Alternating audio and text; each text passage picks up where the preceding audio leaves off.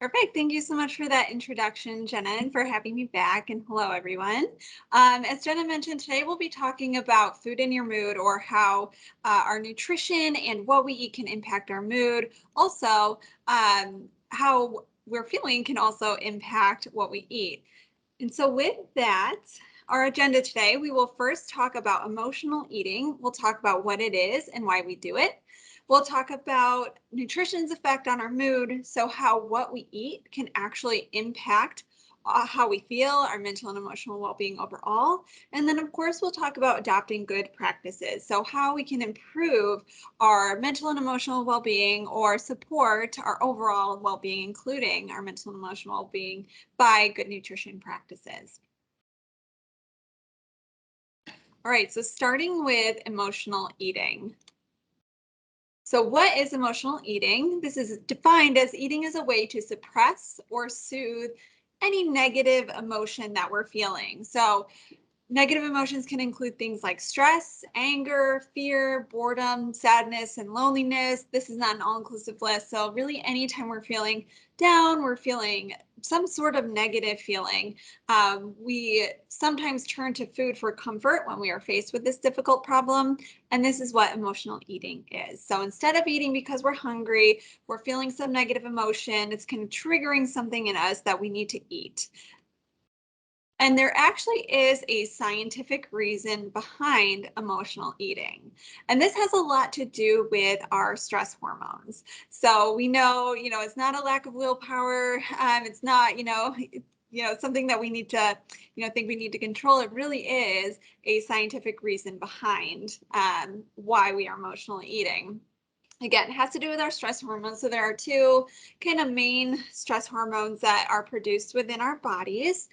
One is adrenaline. So adrenaline is produced when we're feeling really kind of short, intense feelings of stress, short-term intense feelings of stress.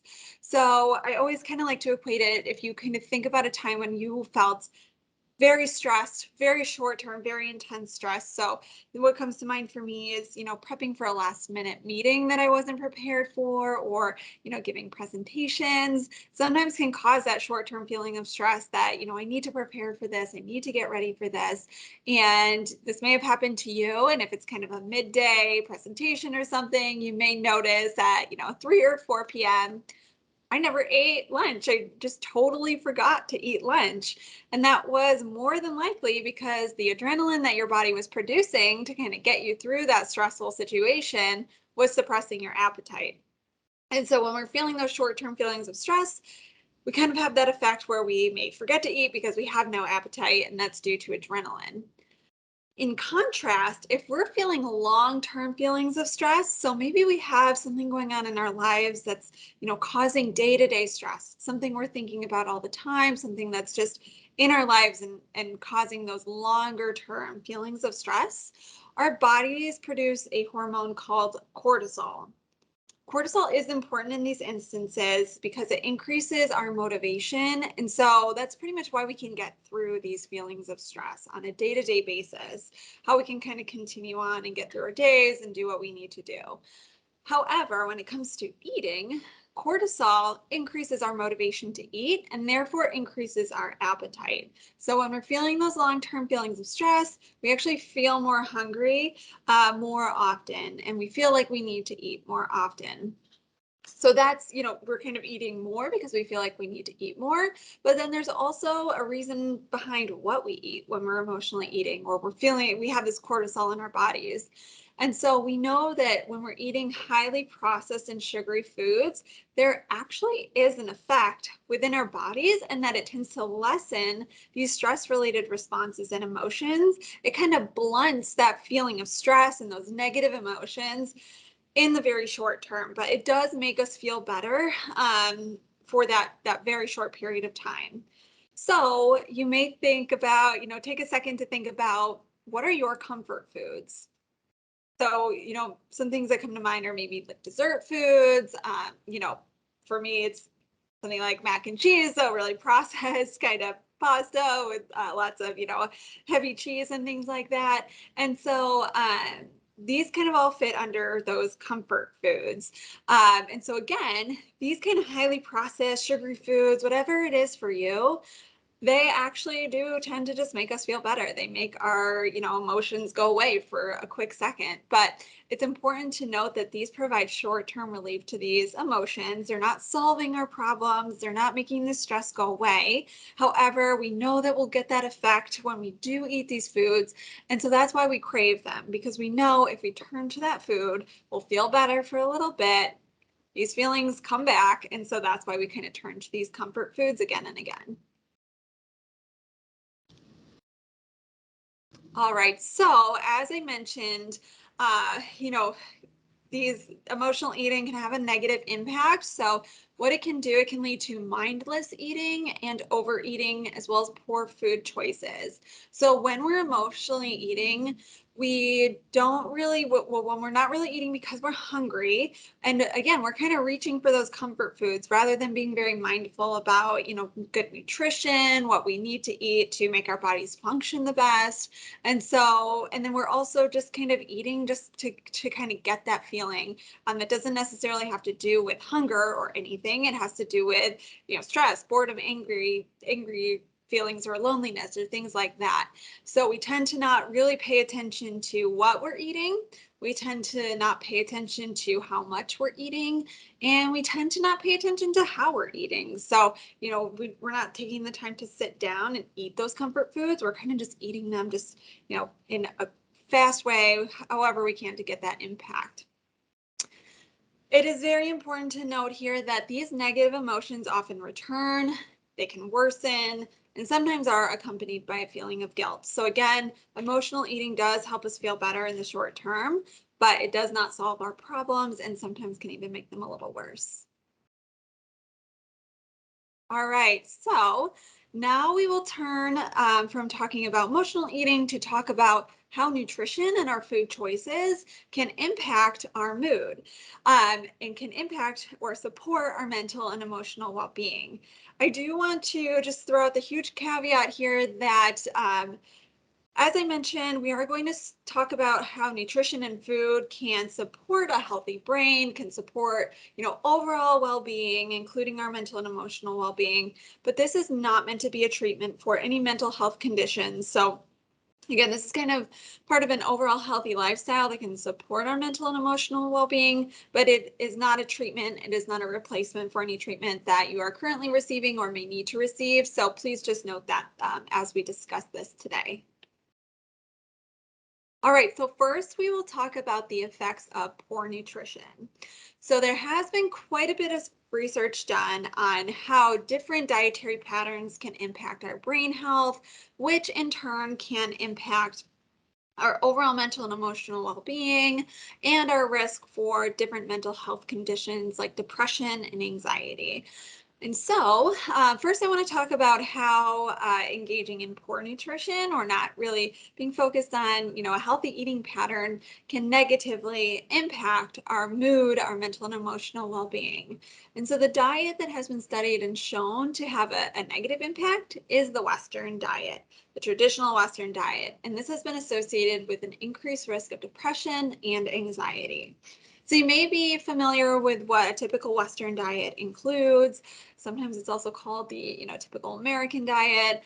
And so this is very heavy in things like refined carbohydrates, in contrast to whole grains. Whole grains are a great source of, nutrients, including fiber, but that's not abundant in the Western diet. Instead, a lot of those grains are refined, where they do not have those nutritious benefits and actually can have some negative impacts to our health, as well as including highly processed foods and sugary drinks as well. So these are very abundant in the Western diet and have been shown to have a negative impact on our brain health and our mental and emotional well-being.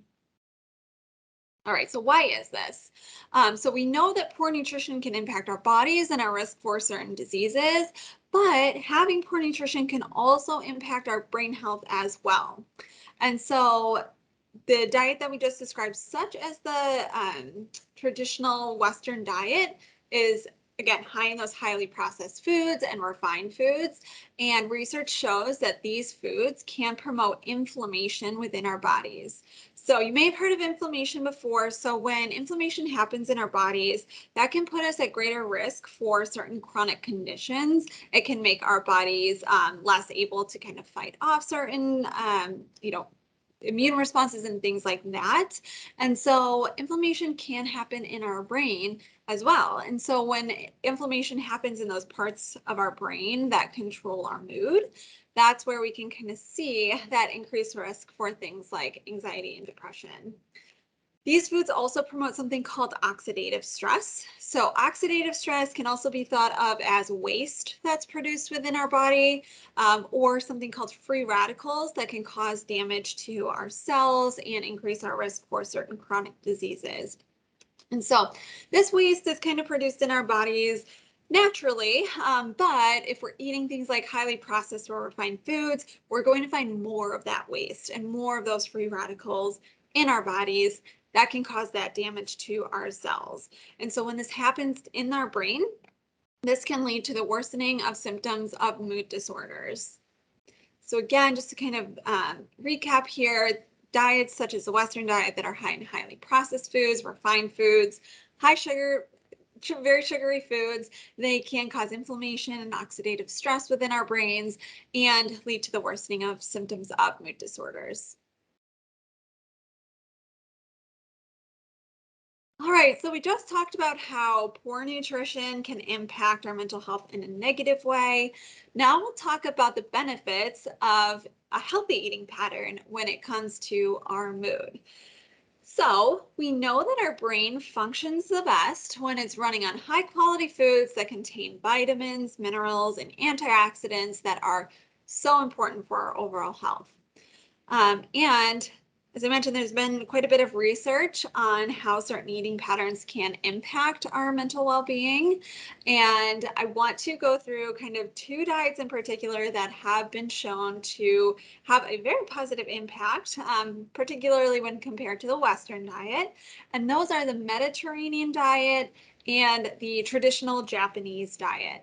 And so if you wouldn't mind, if everybody just wants to kind of chat in, just, if you are familiar with the Mediterranean diet or the traditional Japanese diet, you want to just chat in, a couple things that are included in that diet, while I just kind of go through those effects, and then we'll talk about, what it might be in those diets that is causing these benefits. And so this research has shown that diets such as the Mediterranean diet, traditional Japanese diet, have been shown to reduce the risk of depression and anxiety, even by up to 25 to 35% when compared to the Western diet. So a pretty significant reduction in risk of depression compared to a diet that is typically high in refined and processed foods. So one big reason, we'll talk about this a little more, but the different components of these two diets help to protect the brain from that waste, those free radicals, help to protect the brain from damage, and that's really where we're seeing those benefits. We saw some chats come through here. All right, somebody said rice, and that is absolutely correct, but keep in mind, typically they're high in whole grains, and so it wouldn't be white rice, it would be more of that brown rice that would have the positive impact there. The Mediterranean diet is actually higher in whole grains. I know the Japanese diet does have white rice as part of it, but really the benefit there is the whole grains, olives and olive oil. And the important thing with olives and olive oil in the Mediterranean diet is those healthy fats that are in there.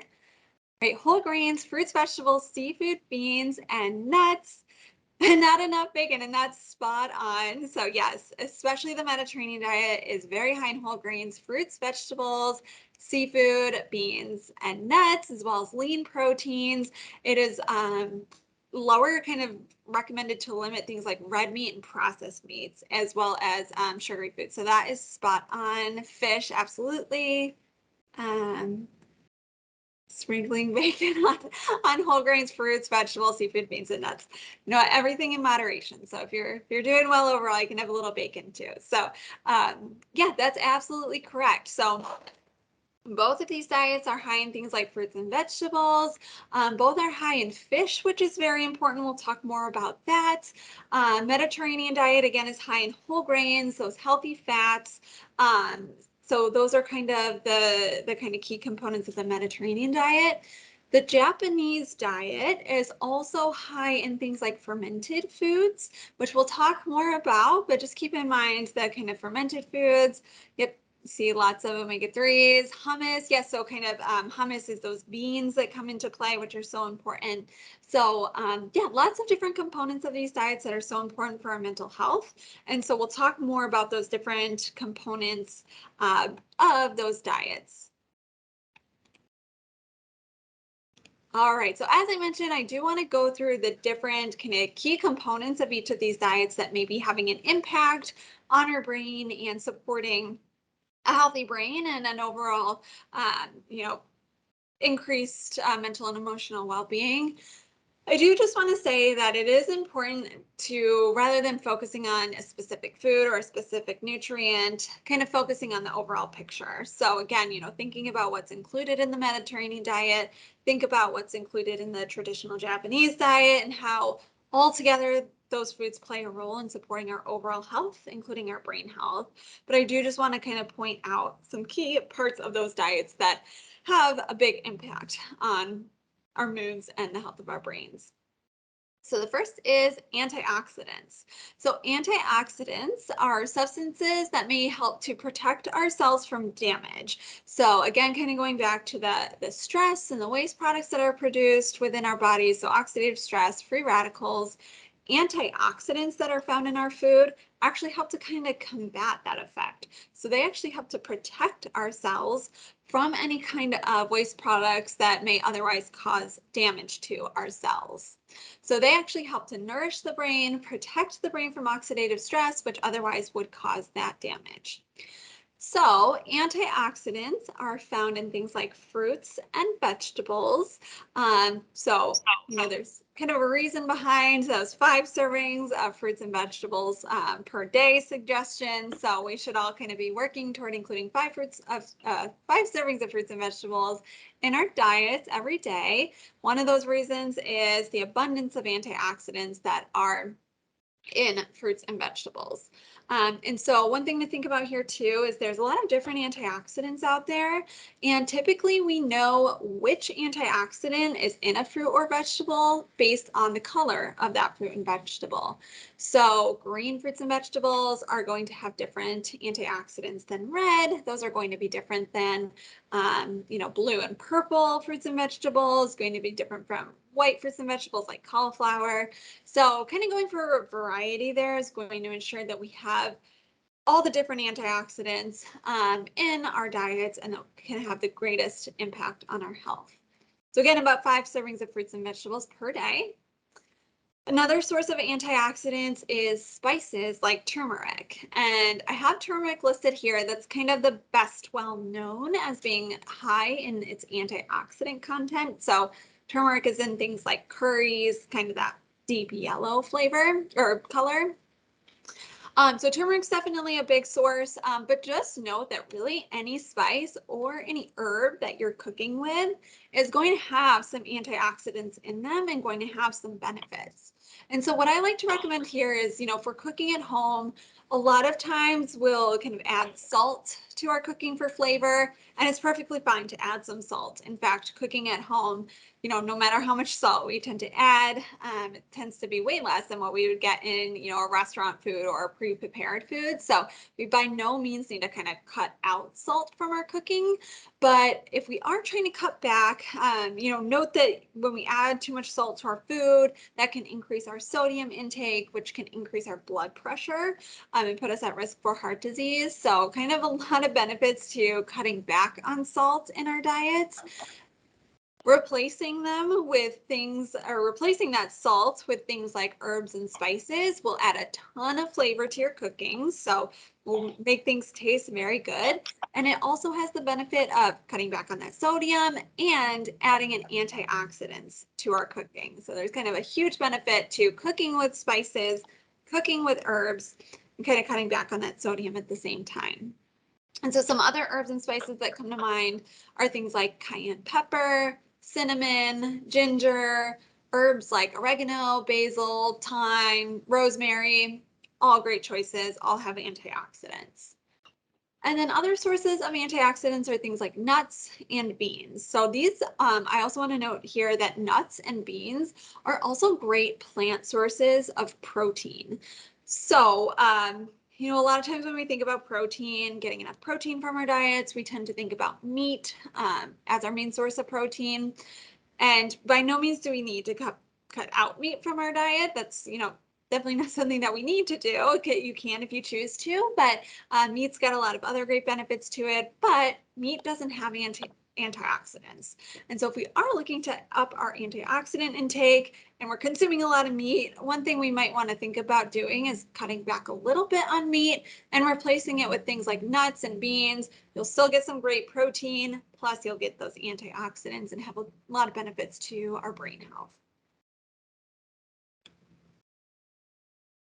All right, so next is fiber and probiotics. So these are also important components of our diet for a number of reasons, but also relate back to our brain health and eating with our mood and our mental and emotional well-being in mind. So just taking a step back here. So our gastrointestinal tract or our GI tract or our gut is made up of millions, if not billions, of bacteria. So some of this bacteria is good and some of this bacteria is bad. But really the goal is for that good bacteria to be abundant within our gastrointestinal tract and for it to outweigh the bad. So there's a lot of benefits to having a lot of that good bacteria in our diets or in our gastrointestinal tract, things like reduction of inflammation within our bodies, as well as improved immune function. So a lot of different reasons why it's important to have that good bacteria in our diets, but it also relates to our mental health as well. So how do we get that good bacteria in our diet? One way is to introduce probiotics into our diet. Probiotics will get that good bacteria in our digestive system or our GI tract. And so what probiotics are those good bacteria that can be found in foods that we eat. So we actually can get that good bacteria from our food and add it into our guts to make sure that, again, that good bacteria is outweighing the bad. So we can get probiotics from our food. They go into our digestive system and go into our GI tract. And one thing to keep in mind when it comes to probiotics is that these are living organisms. They're bacteria, which means they need to eat something in order to thrive. And so they eat something called a prebiotic, and fiber is a prebiotic. So we want to get probiotics from our diets to add in those healthy bacteria. And then we want to add in fiber so that those probiotics can eat something that can thrive within our digestive system. And so how does this all relate to our mental health? So this is important because fiber and probiotics and having that healthy bacteria in our guts actually help to produce a neurotransmitter called serotonin in our gastrointestinal tract. That serotonin then goes from our gastrointestinal tract to our brain, where it helps to regulate sleep and appetite. It helps to mediate our moods and inhibit pain within our bodies. And so, as you can probably tell, there is a huge benefit to producing that serotonin, to having it within our bodies, plays such an important role in sleep and feeling pain and our overall mental and emotional well-being. And so it's very important to note that serotonin does require that good bacteria in our digestive tract in order to be produced. And so probiotics and fiber are a great way to make sure we are having that good bacteria in an adequate quantity in our gastrointestinal tract. All right, so where are these found? So fiber is found in things like complex carbohydrate foods. So these are things like whole grains. This includes and is not limited to things like oatmeal, quinoa, whole grain breads, whole grain cereals, brown rice, farro, popcorn. Those are some of my favorite sources of fiber, but also keep in mind, as we talked about a little bit, beans and legumes are a great source of fiber. Nuts and seeds are a great source of fiber. Fruits and vegetables have some fiber in them. So all places we can get fiber. And then probiotics are found in things like fermented foods. So, that's kind of where those, the traditional Japanese diet comes into play. A lot of fermented foods, things like miso, tempeh, all in that traditional Japanese diet, all kind of those fermented foods that have those probiotics in them. Also things like yogurt, kefir, pickles, and sauerkraut. Already mentioned miso. Something else that's not on here is something like kombucha.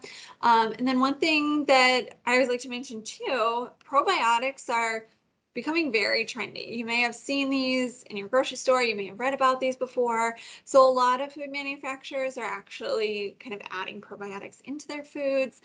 So you may see these pop up more and more in, foods that traditionally wouldn't have probiotics found in them, but now do, because we know those health benefits of probiotics. Right, and lastly is omega-3s, and I think somebody brought up that the Mediterranean diet and traditional Japanese diet are high in omega-3s, and that is absolutely correct, and one of the reasons why they tend to have a positive impact on our brain health and reduce our risk for certain mental health conditions. So again, kind of taking a step back here, you may have heard before that within our eating patterns, within our diets and foods that we eat, we can get healthy fats and we can get unhealthy fats. And we want to make sure we're getting those healthy fats in our diet for a number of reasons, like heart health, again, a reduction in inflammation, which is so important. And then there are actually different types of healthy fats that we can get within our diets. And one of those is omega-3s, or omega-3 fatty acids. Omega-3 fatty acids in particular have been associated with a reduced risk of depression, anxiety, and other mood disorders. So omega-3 fatty acids have very strong anti-inflammatory effects. Omega-3s also travel very easily to the brain, and so they can travel to the brain, they can have that anti-inflammatory effect in the parts of our brain that control our mood. And so that's where we see those benefits. That's where, if depression, anxiety, or anything like that was going to be exacerbated by, inflammation within our brain, that's where omega-3s can really have that benefit by reducing that inflammation. I will note that omega-3s are not easy to get from the foods that we eat. So there's not a lot of food sources of omega-3s. However, they can be found in things like fatty fish. So things like salmon, mackerel, tuna, herring, and sardines are some examples of fatty fish with omega-3s in them. Walnuts are a great source of omega-3s. They're actually the only nut that is abundant in omega-3s. Flax meal or flaxseed meal is also a great source of omega-3s, and chia seeds. Some things that are listed on here are things like cod liver oil. So that tends to be more of a supplement that you can take if you feel like you aren't getting omega-3s in your diet. Shellfish like oysters, and then some fortified foods as well. So what a fortified food is a food that isn't naturally abundant in a certain nutrient such as omega-3s, but it can be added in there by a food manufacturer. So when it comes to omega-3s, some foods that tend to be fortified are eggs, milk, and yogurt. You'll know if that food has been fortified with omega-3s. It'll say it clearly on the package. So if you're, looking at yogurt and it doesn't say anything about omega-3s, then it probably wasn't fortified with omega-3s. But if it says that, then it could be a source of omega-3s. All right, so we have covered so far how our emotions can impact our food choices and what we eat. We've also talked about how what we eat can impact our emotions. Another important component of, nutrition, healthy eating, and how it can impact or be impacted by our mental and emotional well-being is eating mindfully. So this is all kind of part of, a healthy eating pattern and making sure that we're making good food choices and being mindful about our food choices. So what is mindful eating? So mindfulness in general is focusing on the present moment and at the same time acknowledging any feelings, thoughts, or bodily sensations. So mindfulness is really being in tune with our bodies, our emotions, how we're feeling in that present moment. So mindful eating is being fully attentive to our food. So paying attention to how we buy, prepare, serve, and consume food. And just note that in our discussion today, we will be talking mostly about how we can be mindful about how we serve and consume food, but we can be mindful from every step of the way that it takes to kind of get foods in our bellies. We can be mindful about that from buying to preparing to serving to consuming the food. Okay, so if we're wanting to adopt mindful eating, the first step is to identify why we're eating. So if you want to try to practice mindful eating, first ask yourself if you're eating because you're feeling an emotion, such as stress, anger, or loneliness, or if you're truly hungry. And this goes back to emotional eating.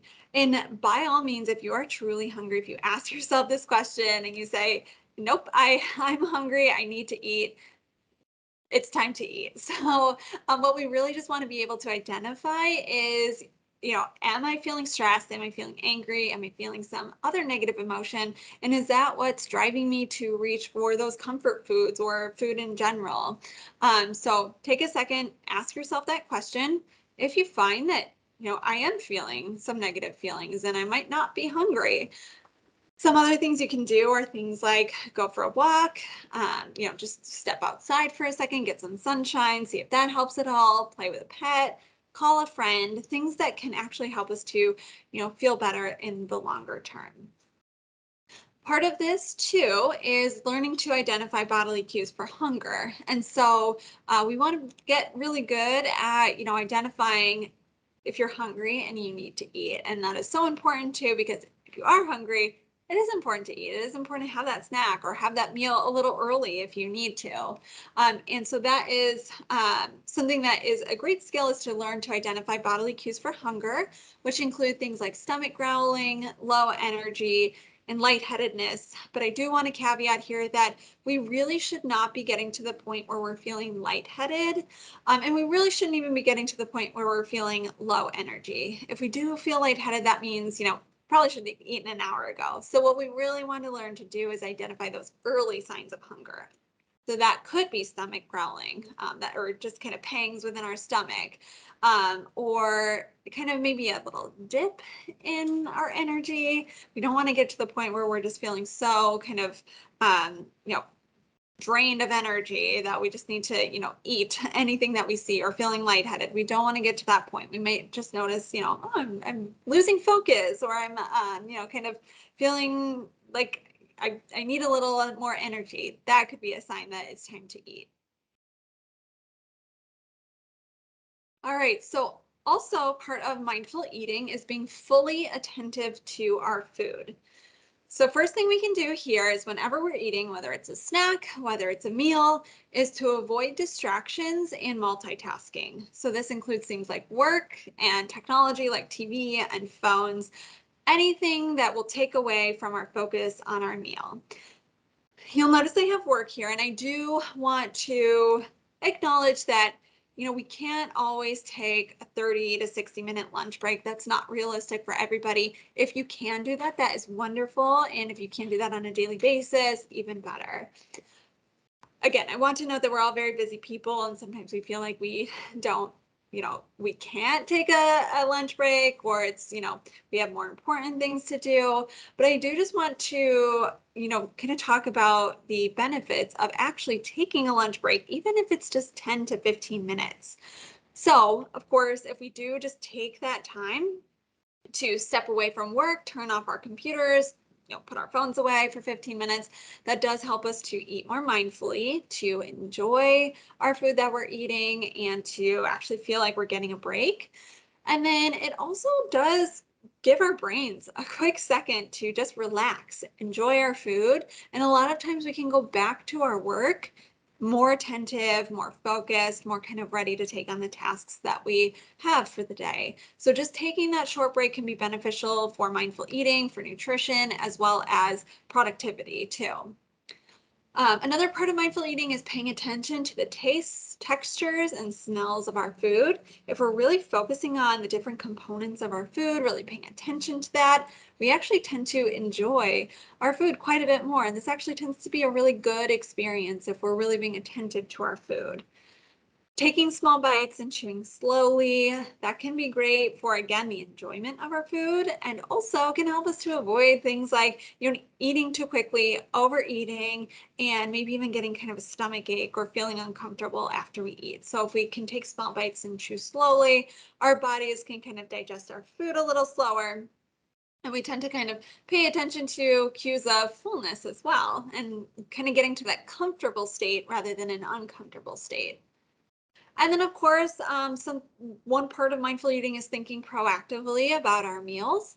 And so if we're kind of thinking proactively, we're being mindful ahead of time, we tend to set ourselves up for success by putting together well thought out, nutritious meals instead of, reaching for the first thing we see or kind of resorting to fast food on too regular of a basis. It's fine every once in a while, but if for the most part we can be mindful, put together kind of homemade lunches, cook at home more. That does require a little thought, a little bit of mindfulness there, but this can, does all kind of play into mindful eating and can be beneficial for our nutrition.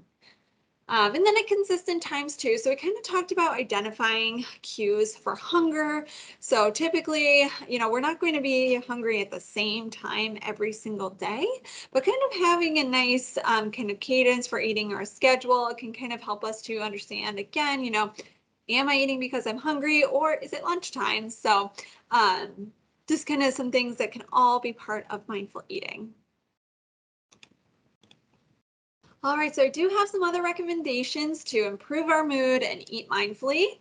The first is to eat a good breakfast. So eating breakfast helps to keep us full for the first few hours of the day. So this kind of prevents, that dip in energy mid-morning, helps to prevent kind of feeling so hungry that we need to, eat anything that we see mid-morning before it's lunchtime.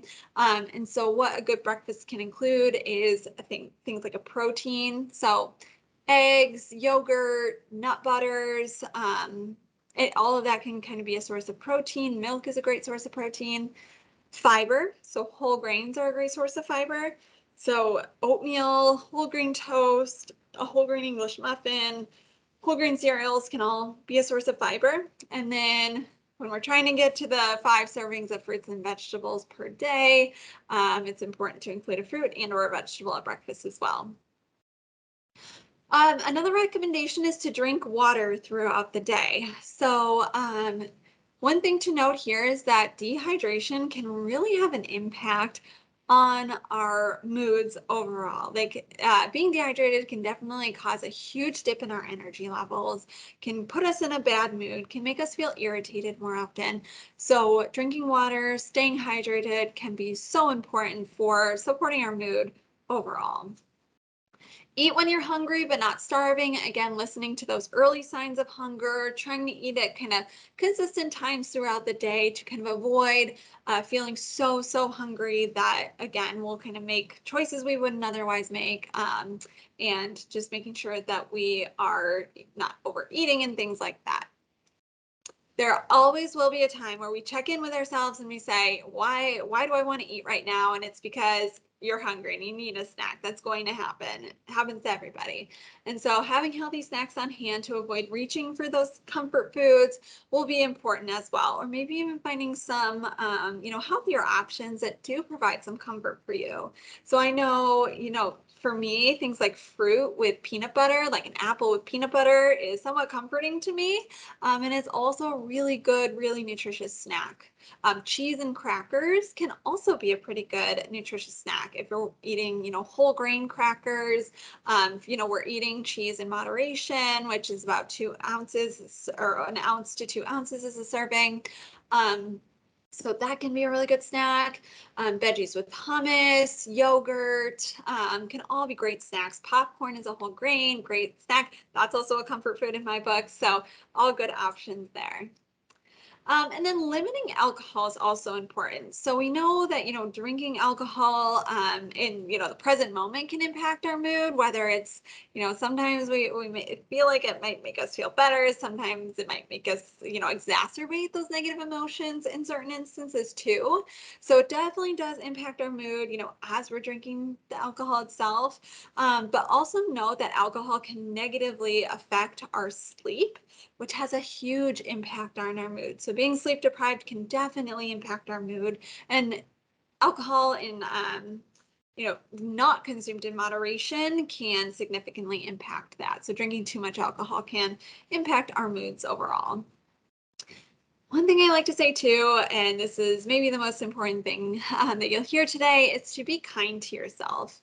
So we will all find ourselves emotionally eating. We all identified our comfort foods. We all know that happens. We turn to those foods. I already told you that there's a scientific reason why we don't need to beat ourselves up about it, and it's going to happen. And what we never want to do is to feel bad about what we're eating or feel bad when we catch ourselves doing these things, and for that to contribute to our mental health. So just know that nobody has a perfect diet. Nobody follows any sort of diet to a T.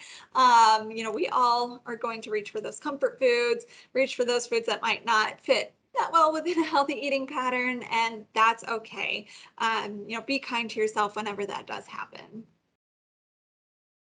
Great. I do want to note that mental and emotional health is a very complex topic. We're not going to cover every aspect of that today. We talked a lot about how nutrition can impact our mental and emotional well-being. And again, there's so much that goes into it, but I do want to touch on some other aspects of our well-being, from physical to social, and how that can impact our mental and emotional health, and just provide some tips for being mindful about those aspects of our lives. All right, first is exercise. So physical well-being can have a huge impact on our mental health. So regular physical activity may help to improve our self-confidence and mood, increase our body's production of endorphins, increase our energy and our optimism by helping us focus on a task outside of our everyday lives. And we should really aim for about 30 minutes of exercise at least 5 days per week. So about 150 minutes of exercise per week. Another thing I like to mention here is exercise is going to look different for everybody. So what is most important here is that we can find something that is sustainable for us when it comes to exercise. So if you're not a runner, that's not going to work for you. But if you are a runner, that is great. If you like to swim and you can keep that up, that's great. If you're a biker, that's another great one. Yoga, even things like gardening, that can be a great form of exercise, or yard work, if you can kind of do that on a consistent basis. All great forms of exercise. The most important thing here is that we are consistent with our exercise, aiming for about 150 minutes of exercise per week. Next is to meditate. And I always like to mention here, this is not for everybody. I know a lot of us will try it. Maybe it's not for us. Maybe we can find a different form of meditation or mindfulness that works for us. But I do just want to kind of recommend meditation as something to at least try. So we know that meditation helps to focus our attention on the present moment, and it can eliminate thoughts that can be causing us stress. So when we do practice meditation, it does help us to gain a new perspective on stressful situations. So it really helps us to reflect, really helps us to kind of think through problems or stressful situations. And so we can kind of see them in a new light. It can help to reduce negative emotions and increase self-awareness. So if you have a meditation practice, that is wonderful. I encourage you to keep that up. If you're interested in trying meditation, there's a lot of great resources out there.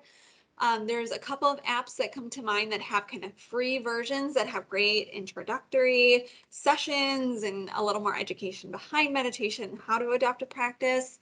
So those are apps like Headspace and Calm are the two that come to mind. Insight Timer is another one that could work. And then just kind of going on YouTube. YouTube is a great resource for this, kind of, searching intro to meditation. You can, find quick, just a couple minutes long meditations. And if you ever feel like you get up to the point, you can also find meditations that are an hour long or 2 hours long. So lots of great resources out there. All right, and then my last recommendation here is to find social support. So there is so much research going into the value of our social well-being and how much that plays a role in our overall well-being, from our mental and emotional well-being to our physical well-being to, even helping to stave off different neurodegenerative diseases like Alzheimer's.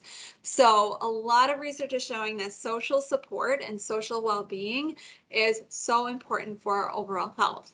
So spending time with friends, family, and other sources of social support can help to buffer the effect of stress and can also help with mindful eating. So if you do have an opportunity to eat in a social setting, whether that's with your family at dinner or breakfast, whether that's, getting lunch with a coworker or meeting up with a friend for lunch during the day, this can really help us eat mindfully in the sense that, again, we put away our technology, we put away distractions, we tend to focus on, where we are in that moment. So we tend to focus on the person that we're with. It gives us a time to kind of slow down, enjoy our food, have a good conversation. Maybe that conversation is even about the food that you're eating, so you can even be more thoughtful about your food and your food choices. And so, social support overall can be so important for our health, as well as nutrition. All right, so some key takeaways that I hope you learned today is that our emotions can impact our food choices, and this can be improved by adopting mindful eating practices. So again, kind of asking ourselves why we're eating and eating in a mindful way. Our food choices can also impact our mood and our emotional well-being. So what we want to aim to do is include nutrient-dense foods full of antioxidants, probiotics, fiber, and omega-3s when possible. This can increase our mental and emotional well-being, or improve our mental and emotional well-being. We can also work to reduce stress and improve our overall well-being, including mental and emotional well-being, in other areas like adopting a sustainable exercise practice, adopting stress management techniques, and through our social support system. And then, as I mentioned, the most important thing is to be kind to yourself, do what you need to support your own mental and emotional well-being. If that is through nutrition, that's wonderful, but don't ever let that kind of contribute to, in any negative way, to your mental and emotional well-being. So I want to thank you all so much for having me. I will turn it back over to Jenna to go through some questions. Yeah, that sounds good. Okay, so we have lots of questions. If we can't get them to them all today, then I'll send them to you like via email. Okay. Okay, so first question was, does the Mediterranean diet, is it high in sodium? Typically no. I mean, it can be if you're, eating Mediterranean style foods in restaurants and things like that. But the Mediterranean diet does focus on some lifestyle factors as well, like home cooking, kind of, using fresher ingredients and actually using less sodium. So, the traditional Mediterranean diet is not high in sodium generally. Okay. The second question was, is MSG a better replacement than table salt? That is a good question. So it can help to cut back on sodium in our diets and add some flavor to our food. But there is, and I think this is kind of individual too, that MSG can affect our bodies in different ways. Some people suffer from migraines when they eat too much MSG. There can be some kind of allergic reactions and things like that. So it is a little individualized and, not fully understood how MSG affects everybody. So I wouldn't say that's the best replacement, and there aren't really any benefits to replacing sodium with MSG other than cutting back on sodium. But we know there's a ton of benefits to replacing salts with herbs and spices. So that would be my first recommendation.